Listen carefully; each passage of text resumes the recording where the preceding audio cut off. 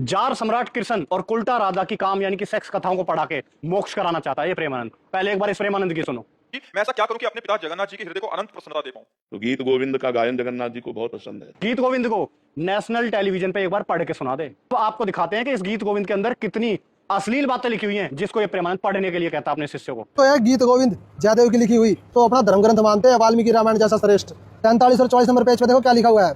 राधा अपनी सखी से कहती है, जब मेरा कृष्ण से प्रथम बार समागम हुआ यानी कि फर्स्ट नाइट सेक्स हुआ, तो मैं कोमल और मधुर भाषणी होते हुए भी लज्जा के कारण उनके मोहक आलापों का उत्तर न दे सकी।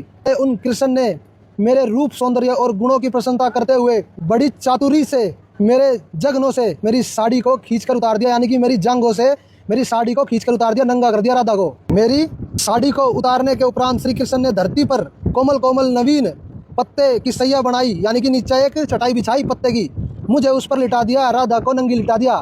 फिर मेरी छाती पर ही लेटकर बहुत देर तक वह मुझसे मीठी मीठी बातें करते, राधा के ऊपर लौट गया नंगा।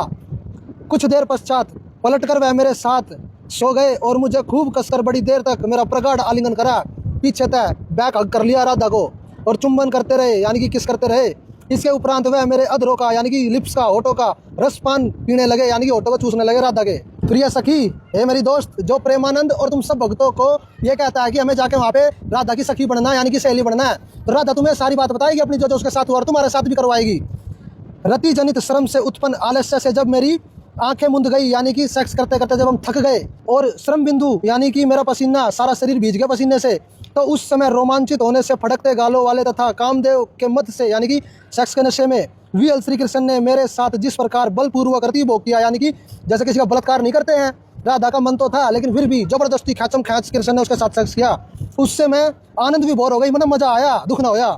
उस आनंद की स्मृति मुझे श्री कृष्ण की भुजाओं में बंधने को विवश कर रही थी, मेरा ऐसा जी कर रहा था और चिपका ले मैंने कृष्ण। अतः हे सखी, तुम कुछ ऐसा करो कि जिससे बलशाली प्रियतम से मेरा शीघ्र संयोग हो जाए, यानी कि जैसा उसने मेरे साथ सेक्स किया ऐसा तो भाई दोबारा हो जाए, एक बार तू ऐसी दुआ कर। मामी भांजे का रिश्ता कितना पवित्र माना जाता है, उसको इन्होंने कलंकित कर दिया, तो ये हमारे समाज पे तो एक भद्दे कलंक है। और इनको ये प्रेमानंद कुल्टा राधा और जार सम्राट को परमात्मा की श्रेणी में लेके आ रहे हैं, जो तो एक आम जगत में अगर कोई इंसान भी ऐसे कर्म कर लेना तो वो भी आदरणीय की दृष्टि से नहीं देखा जाता। ये भी समय है एक्सेप्ट कर ले कि तेरे पास कोई आध्यात्मिक ज्ञान नहीं है ना, तो आ ज्ञान चर्चा में और इस गीत गोविंद को फिर पूरे नेशनल टेलीविजन पढ़ के सुनाइयो कि तू अपने भक्तों को ये अश्लील कथाएं पढ़ने के लिए कहता है जब उन्हें मोक्ष होगा। अरे एक तरफ तू राधा को इष्ट बना रहा है और दूसरी तरफ उसकी काम कथाएं पढ़ने को कह रहा है, कैसा इष्ट है तेरा ये।